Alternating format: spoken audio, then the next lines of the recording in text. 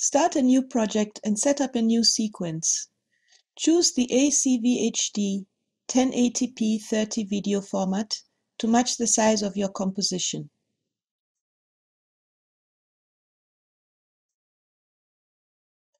Right-click the background of the Projects panel and pick Import to import the layers from your Photoshop composition. Open the file. You'll see a dialog box with several import options. The default option will flatten all layers into a single layer. This isn't what we want. The second option imports document-sized flat layers. We need the third option. Here, we have the additional option of choosing to import layers at their actual size. I'll tell you why this is important later in the tutorial. You'll see your layers when you open the folder in the Projects panel. All layers are named and easy to identify. Next, pull some layers onto the timeline. Make sure they're in the right order. We start with the background, then the starburst, the moon, and the swirl. Add extra tracks and adjust panel size as needed.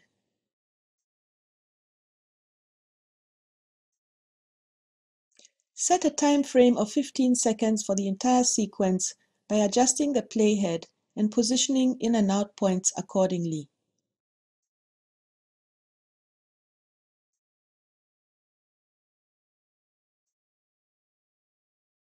Highlight all and drag them to the 15-second position. Now we are ready to animate the scene. Highlight the starburst on layer 2 and go to the Effect Controls panel. Click on the triangle to reveal all options for motion. We want to achieve a sense of stars in movement.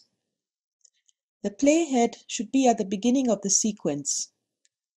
Click on the round icon next to Scale to activate animation options and set the first keyframe. Note that a keyframe symbol appears to the right. Scale up to 160%. Now move the playhead to the end of the time frame and set another keyframe.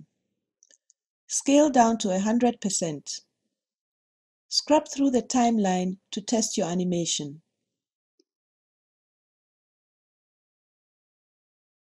That looks good. Next, drag the blue UFO onto the timeline.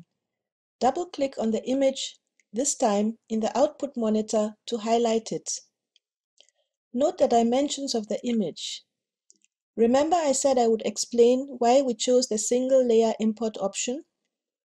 Well, the size of this layer corresponds to the size of the image and not to the dimensions of the PSD document. This is what we achieved by using those specific import options. This is important because it enables us to apply some motion options such as rotation, which would not work that well otherwise. I'll show you a different and easy way to set motion keyframes. Drag the image on the monitor to the start position. Set both position and scale keyframes. Now, move the playhead in the Effect Controls panel to the point in the timeline where you want the animation to end. Next, drag the image on the monitor to its final position. Premiere automatically places a position keyframe at this point. Note the blue animation path. To achieve a realistic effect of an object moving towards us, adjust the scale keyframe to 160%. I'll test the animation now.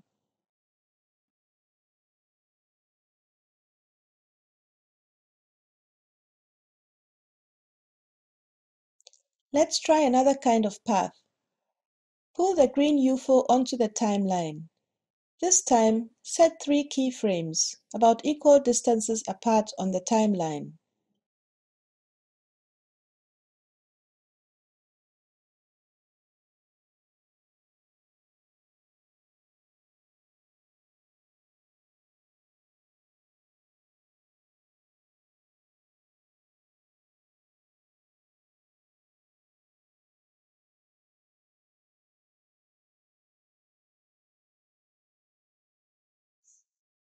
The interesting thing here is that you can manipulate the curve to change the path. Let's have a closer look at that. Zoom in on the monitor and navigate to the image. See that little diamond shape? That's a handle which you can manipulate to change the shape of the curve.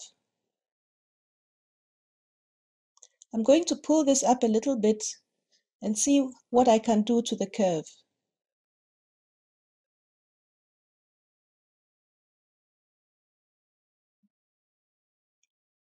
Bring the middle keyframe into view and play with the handles.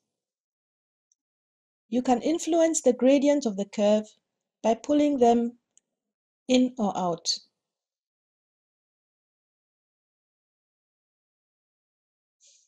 Next, we'll apply rotation. Drag the cream UFO onto the same track as the green UFO. Set one keyframe for position, scale, and one more for rotation. Move the playhead to the end of the timeline and drag your image to its final position. Now, give rotation a value of about 350 degrees. This gives the UFO a nice revolving effect on its path downward.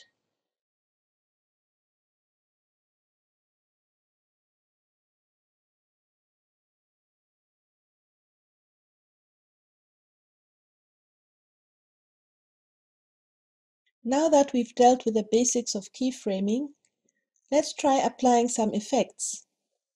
First, we'll apply a stroboscope effect to the blue UFO. This should make it flash nicely through the universe. Locate the Effects panel and type strobo in the search bar. There we have it. Pull the effect onto the blue UFO. The effect symbol turns green. Move the playhead to view the effect in the monitor.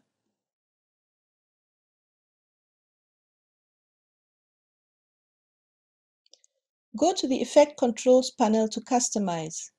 We won't be using keyframes here. Change light color to a light yellow. Mix with the original at about 90%. Change the interval to 2.5 seconds and set the random parameter to 5%.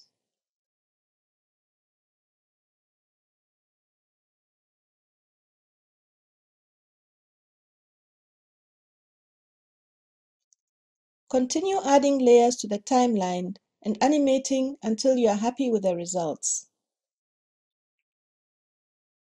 It's time to tidy things up and add some music. The swirl looks a bit off. We need to change the blend mode of that. Go to the Effect Controls panel and change the blend mode to screen. If you added the comet, change the blend mode here to screen also.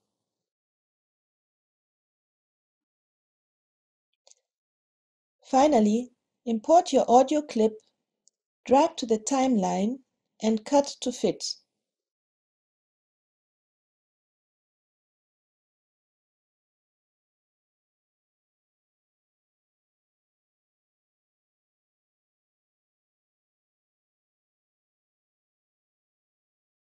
So, all done now. Now we can export the video, sit back and enjoy.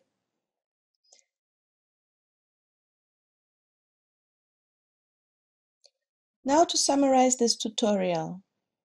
We have imported layers from a Photoshop file into Premiere Pro. We've set keyframes for positioning, scaling and rotating elements. We've manipulated animation paths and applied effects to elements on a screen. Finally, we've exported our video and hopefully we enjoy it.